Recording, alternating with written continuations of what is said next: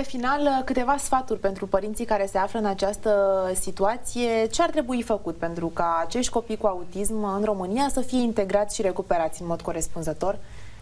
Părinții să aibă încredere în copiii lor. În primul rând, ei trebuie să aibă încredere, pentru că nu vor putea niciodată să aibă pretenția ca ceilalți să aibă încredere în copiii lor.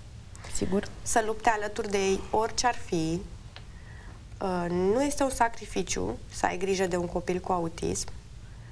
Din contră, este un privilegiu. Eu, cel puțin, familia mea a învățat foarte multe din terapia ABA, mai ales la nivel de acceptare a celor din jurul nostru. Terapia ABA acum pentru ei este un stil de viață. Da. În continuare ei folosesc terapia ABA și eu, dacă aș avea un copil, aș face terapia ABA cu el. El va fi pus în reguli și va învăța să gândească. Terapia ABA îl învață să gândească, ca pe viitor copilul să reușească să se adapteze și să gândească singur ceea ce are de făcut în situații noi. Da. Și dacă simt că e ceva în neregulă cu copiilor, să meargă la doctor.